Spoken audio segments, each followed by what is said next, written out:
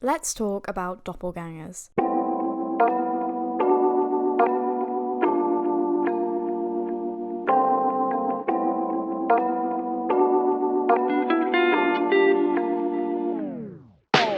We've all seen a doppelganger before, maybe in a horror film, or a sci-fi, a comedy, or maybe you've even met your own in real life. But what is it about them that makes them so fascinating for audiences across the globe, spanning since the advent of cinema until now, 2020? And why are they so transferable across so many different genres? How can they be at once terrifying, and entrancing, and thought-provoking, and hilarious? He's not the Messiah, he's a very naughty boy! To answer these questions, let's go back to the very beginning. The concept of doppelgangers, or doubles, has existed for thousands of years in many different variations. Ancient Egyptian mythology describes a ka, or a spirit double. The ka, an invisible double that retains the feelings and memories of its counterpart, lived in the body until its release upon death. In Scandinavian folklore, a vardoga is a ghostly double, seen performing the actions of their counterpart before their counterpart has even performed them themselves. Sort of like a reverse déjà vu. In Breton, Cornish, and Norman folklore, the Ankou, a servant of death who collects lost souls, is often described as being a double of the first man to die that year. Though the concept of seeing one's own double has been fascinating people for thousands of years, the term doppelganger was not established until the late 18th century by a German romantic novelist called Johann Paul Friedrich Richter, or Jean Paul as he's more commonly known. In 1796 he published Cyberpunks, a comedy novel that tells the tale of protagonist Cyberpunks and his doppelganger friend Leibgeber. The novel was the first to ever use the term doppelganger, a word of Jean Paul's own invention. The idea of a double quickly became a popular motif in literature. However, a problem began to arise when literary critics tried to narrow down the definition of what constitutes as a doppelganger. The term was incredibly broad, encompassing a multitude of interlinked images, including lookalikes, evil twins, alter egos, disembodied spirits, clones, etc. etc. The term doppelganger was described as being embarrassingly vague and, when it comes to this video, means we're in a bit of a pickle, since many different iterations represent different societal and personal struggles, making it a lot harder to understand why the motif remains so popular in so many genres. One of the earliest appearances of the doppelganger in cinema is in The Student of Prague, a 1913 silent film directed by Stellan Rye. And perhaps one of the most obvious examples of doppelganger film in contemporary cinema is Jordan Peele's 2019 Us. So how can one movie motif be just as interesting for audiences in 1913 as it is for audiences over 100 years later? To answer this question, we're going to look at some of the most popular examples of the doppelganger in film and examine how directors are able to freshen up a narrative to keep it contemporary and inexhaustible. As previously stated, one of the earliest examples of the doppelganger, and arguably even the earliest feature-length horror movie, is the German film The Student of Prague. The film was based on Edgar Allan Poe's short story William Wilson. Poe's William Wilson told the story of an unethical, unnamed man who is haunted by an exact mirror image of himself. The double, in an attempt to stop its counterpart's debauchery, whispers the man's name to him to remind him of the responsibilities he has to himself. This infuriates the counterpart so much that he kills his doppelganger. The doppelganger then disappears, leaving a mirror behind, where the counterpart sees that he has, in fact, murdered himself. This illustration of the doppelganger became extremely popular. The Student of Prague was remade twice, in 1926 and 1935. This type of doppelganger, magical, occult, or paranormal in its qualities, often tries to usurp its counterpart. In The Student of Prague, the protagonist Balduin is haunted by his mirror double, who makes every attempt to ruin Balduin's life, murdering his rival, scaring away his true love, and, ultimately, when Balduin tries to kill the double, it only results in Balduin's own death. The phrase, "you are your own worst enemy," has never been more apt. For the horror genre, the doppelganger is a perfect motif. Sigmund Freud's concept of the uncanny describes why this motif is so terrifying. What makes the doppelganger so effective is that it is something strangely familiar, not simply mysterious. It is horrifying to look at something that is at once familiar and completely unknown. The end result of these stories, the protagonist's death, is also a very important aspect to this version of the doppelganger. Seeing one's own double is often associated with being a sign of one's death. Oddly enough, there are some real-life stories that can back that claim up. Famous English poet Percy Bysshe Shelley claimed to have met his own doppelganger on June 23, 1822. The doppelganger only said to him, "How long do you mean to be content?" A few weeks later, on July 8, 1822, Percy Shelley drowned after the boat he was sailing on was hit by a storm. Another story tells of Admiral Sir George Tryon. On June 22, 1893, Lady Tryon was hosting a party at their home in London.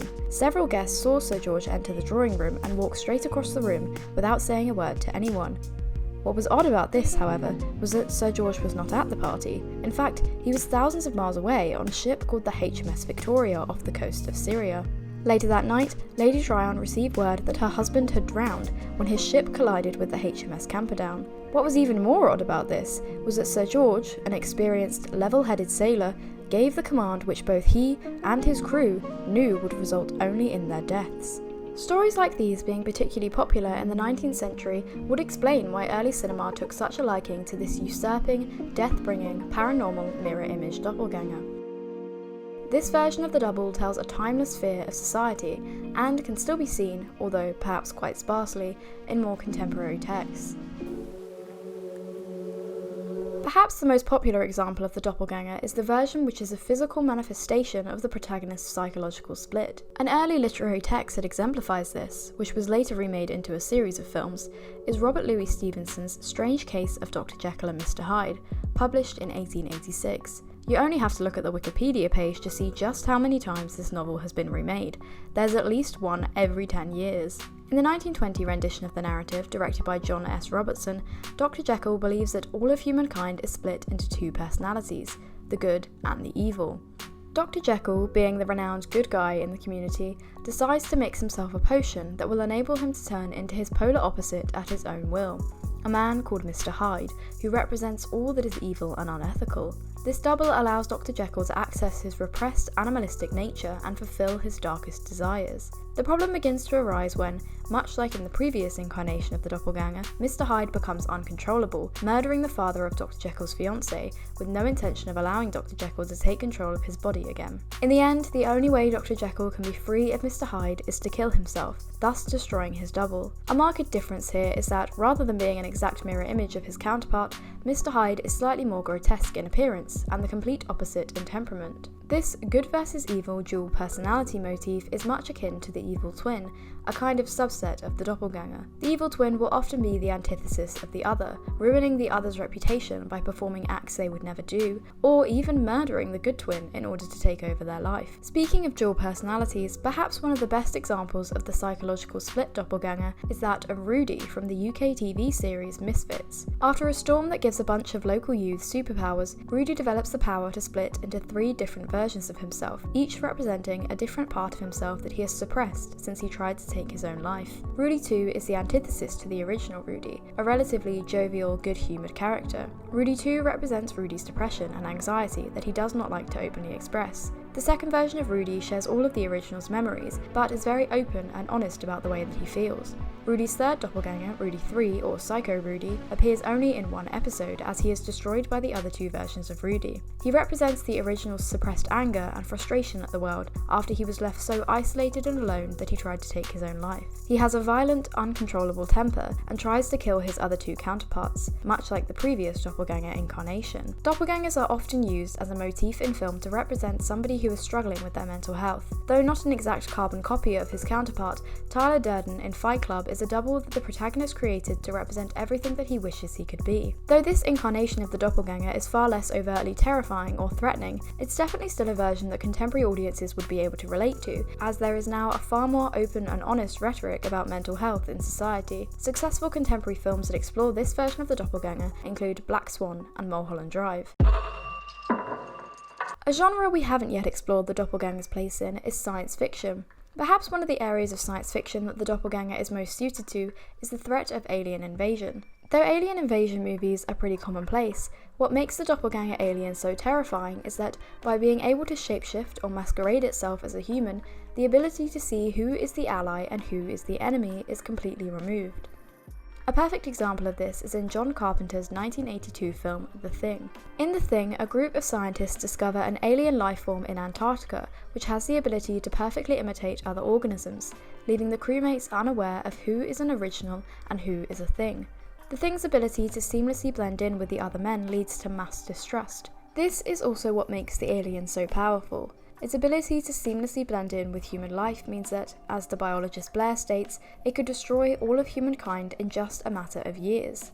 For American audiences, this fear of human eradication became particularly prominent after the Roswell UFO incident in 1947. The threat of an alien invasion all of a sudden became all too real, and the fact that the government was hiding the truth was even more terrifying. Who do we trust if those elected to help us cannot be honest with us? After this incident, the alien invasion movie became increasingly popular. And what's more terrifying than an alien taking over the planet? An alien that looks just like you or I taking over the planet. One particularly great example of this doppelganger alien invader film is Invasion of the Body Snatchers, the 1956 film directed by Don Siegel. In the town of Santa Mira, the townsfolk are slowly being replaced in their sleep by aliens who are able to masquerade as them, almost completely undetected. Though they look and act exactly like their human counterpart, some townsfolk begin to realise that something isn't quite right, although they can't quite put their finger on it. The town has been invaded by an alien species who, in order to quickly and quietly take over the planet, grow exact replicas of the human townspeople in giant pods. What makes this version of an alien invasion movie even more terrifying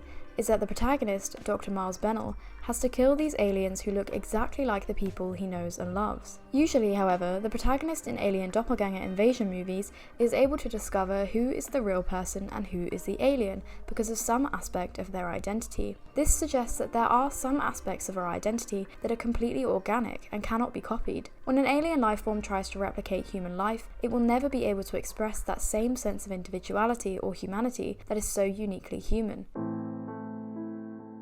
The clone, another subset of the doppelganger, draws from both this concern with identity and individuality of the alien doppelganger and the desire to usurp its counterpart of the early doppelganger films. Films like The Stepford Wives explore issues related to the patriarchy's expectations of women through the doppelganger motif. Here, the women of Fairfield County are replaced with clones who resemble them completely in physical appearance, but in personality are the epitome of the perfect housewife. The clone movie, unlike earlier incarnations of the doppelganger, tends to focus on a mass of doubles rather than just one individual.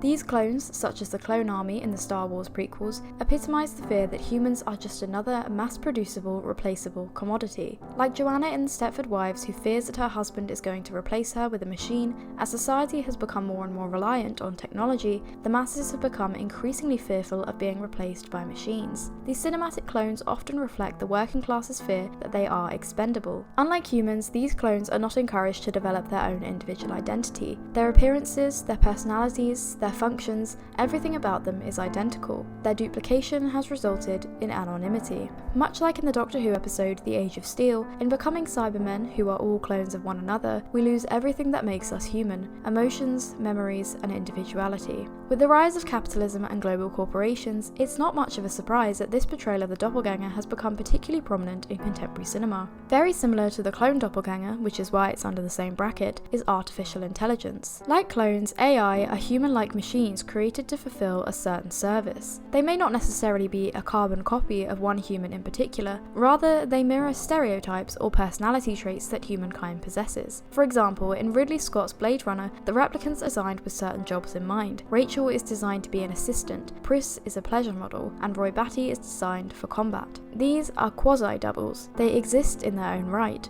They are not copies of another person, but they reflect some of the internal aspects of humans, just a better version of them. What's even more terrifying, however, is that Rachel has been designed specifically not to know that she is a replicant. She was provided with false memories in order to make her believe that she is a human. Similar to this, in the 2000 film The Sixth Day, the protagonist Adam Gibson, whilst investigating a cloning conspiracy, discovers that he is in fact the clone, not the original version of himself. This brings about the question, how do we know that we are not clones designed and controlled by some higher being? Is our identity, our individuality, even ours, or are we just copies of someone else? Unlike clones, films featuring artificial intelligence tend not to focus on a mass, rather focusing on the struggle of an individual machine to be recognised as an original. not a copy. In Stanley Kubrick's 2001 A Space Odyssey, for example, the computer on board the Discovery 1, called the HAL 9000, is designed to have a human personality. It is HAL's desire to be recognised as an individual, and different from the identical HAL 9000 on Earth, that causes it to betray its mission. Contemporary culture's obsession with individuality is completely challenged by the doppelganger motif. Contemporary society fears losing our individuality and becoming a mindless corporate machine. Other notable versions of the doppelganger that continue to appear in contemporary cinema include the duplicate version seen when travelling through time or into a parallel universe, the identical twin who is better than the other in every conceivable way, the mistaken identity narrative, which has remained very popular in cinema for many years. The doppelganger motif is inexhaustible. The contemporary world could not be more different from the world of early cinema, and yet the fears that the doppelganger epitomizes have remained so prevalent throughout all these years. It is the filmmaker's ability to take this relatively simple motif and mould and adapt it from a paranormal entity to an alien life form and into a technologically created being that has kept it so popular in film for all these years.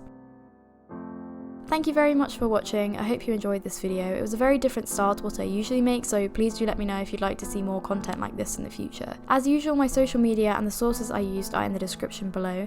Thank you very much for watching, and I'll see you all next week.